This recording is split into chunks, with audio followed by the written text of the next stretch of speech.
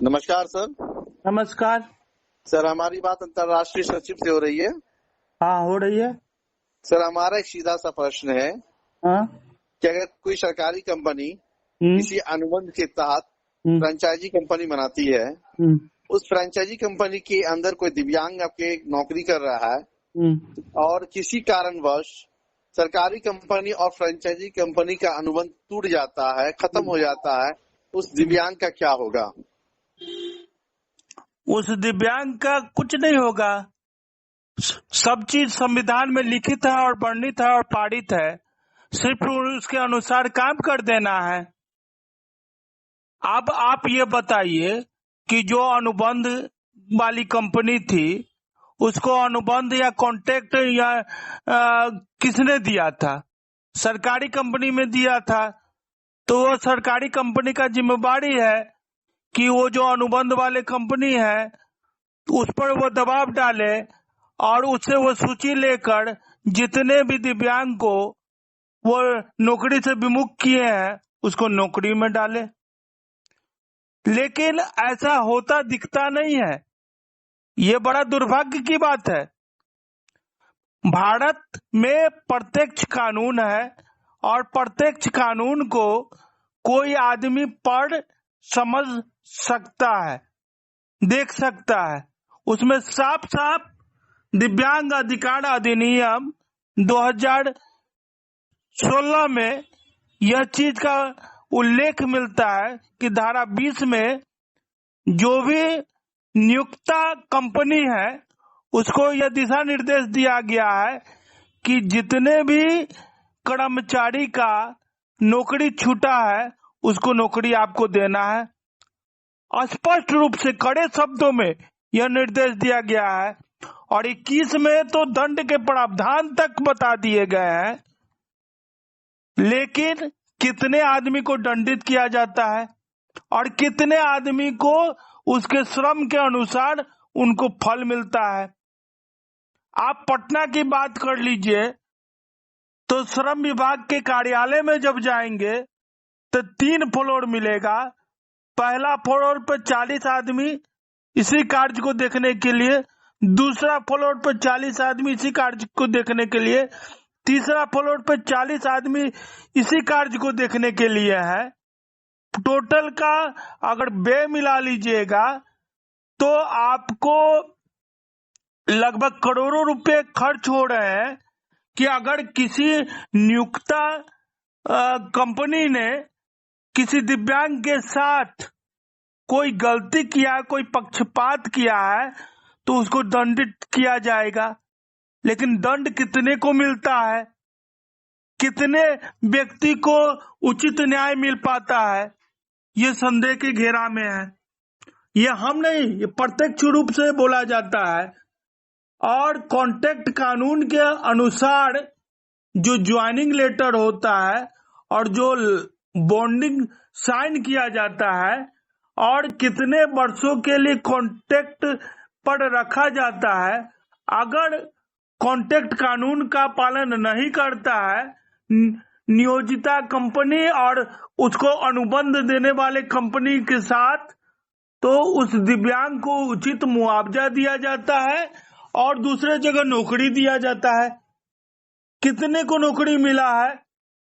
और हम आपको बता दें कि धारा 34, धारा 33, धारा 32, धारा 36 और धारा 37 के तहत दिव्यांग अधिकार अधिनियम 2016 में इसके लिए विशेष प्रावधान किए गए हैं। लेकिन उस विशेष प्रावधान का लाभ आज तक किसको मिला है?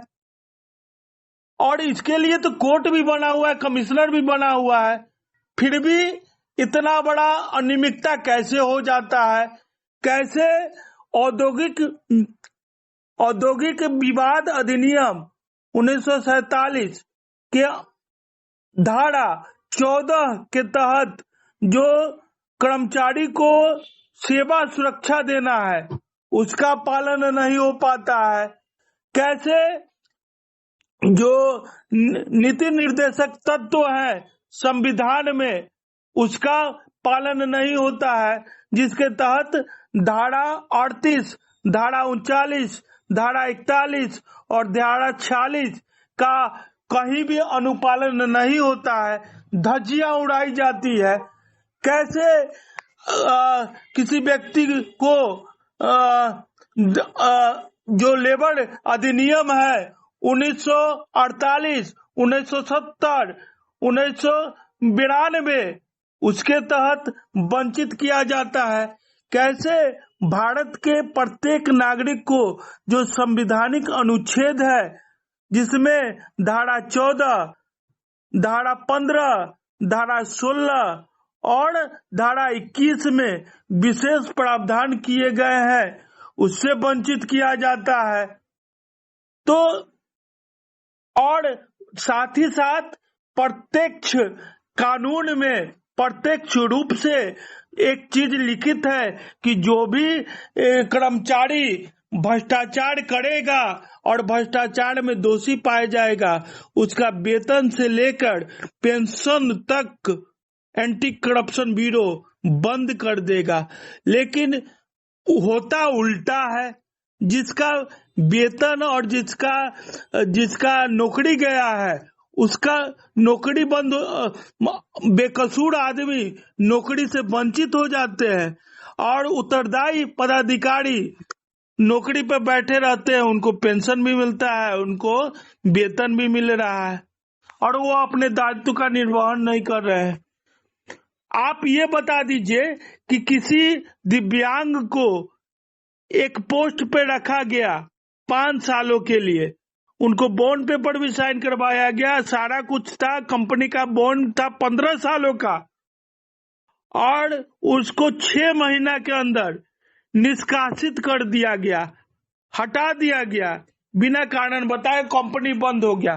तो कंपनी बंद हो गया तो यहाँ पर दिव्यांगों का क्या कसूर है? दिव्यांग अधिकार अधिनियम 2016 में तो सबसे बड़ी विशेषता है कि नौकरी के लिए कोई किसी को छलेगा नहीं। यहाँ तो खुलेआम प्रत्यक्ष कानून को ठेंगा दिखाने का कार्य हो रहा है। आप ये बता दीजिए कि एक नौकरी पर कितने आदमी का दावा? एक नौकरी पर मान लीजिए 5 साल का कार्यकाल है और कोई व्यक्ति अगर नौकरी कर रहा है तो 6 महीने में उसको अगर हटा दिया जाए तो सरकार ये बायोडाटा तो देती है विधानसभा में कि हम 6 महीना पर इतने करोड़, इतने लाख, इतने कर्मचारी को नियुक्त किए, लेकिन कितने कर्मचारी को निकाल दिया गया, कितने कर्मचारी को उसी नौकरी से वंचित कर दिया गया। अगर 6 महीना पर किसी कर्मचारी को अगर निकाल दिया जाएगा, 5 साल का अनुबंध रहेगा, तो आप देखिए ना कि ये प्रत्यक्ष भ्रष्टाचार हो रहा है कि नहीं हो रहा है। एक पोस्ट पर कितना कर्मचारी को नियुक्त किया और कितना कर्मचारी को निकाले। तो अगर दिव्यांग अधिकार अधिनियम 2016 में जो लिखित है, भारतीय संविधान में जो लिखित है, या फिर निर्देशक सिद्धांत में जो लिखित है, या औद्योगिक विवाद अधिनियम 1947, 1948, 1970, 1992 में जो लिखित कानून है उसका पालन कहाँ हो रहा है? और किसी भी देश के युवा को हम नौकरी से वंचित कर रहे हैं तो संविधान क्या कहता है कि कोई सरकार बनता है उसको सबसे पहले वहां की जनता को रोजगार प्रोवाइड करना है, भोजन प्रोवाइड करना है और छत प्रदान करना है। किसी सरकार का दायित्व है। तो ये किस तरीका से एक युवाओं को जो छल रहे हैं, जिस देश का 60% जनसंख्या युवा है और कल का भविष्य है, उसके साथ खिलवाड़ हो रहा है, तो आने वाला पीढ़ी हमारा अगर सुखद रहेगा कि दुखद रहेगा। और जो नेताओं को जो जिम्मेवारी दिया गया है भारतीय संविधान के अनुसार, उसी जिम्मेवारी का कहाँ तक पालन हो रहा है, पदाधिकारी का कितना पालन कर रहा है, चित्र और चरित्र से क्या समझौता नहीं हो रहा है। हम उस बिहार में पटना में जो लेबर कोर्ट है उस पर आपको ध्यान आकर्षित करवाना चाहेंगे। नियोजन भवन में पहला तल्ला श्रम संसाधन विभाग के मंत्री का, दूसरा तल्ला प्रधान सचिव का, तीसरा तल्ला लेबर डिपार्टमेंट का, चौथा तल्ला लेबर डिपार्टमेंट का, पांचवा तल्ला लेबर डिपार्टमेंट का, और छठा तल्ला पर कमिश्नर बैठते हैं, वो भी लेबर कोर्ट का। तो इतना सारा खर्च, इतना सारा व्यय, यहाँ तक कि उनके कैंटीन में जो सामग्री मिलती है वो 2 रुपया और 1 रुपया में मिलता है, लेकिन वहीं 2 रुपया 1 रुपया के लिए रोजाना किसी दिव्यांग के साथ, किसी श्रमिक के साथ पक्षपात हो रहा है। उस पर किसी का ध्यान नहीं है।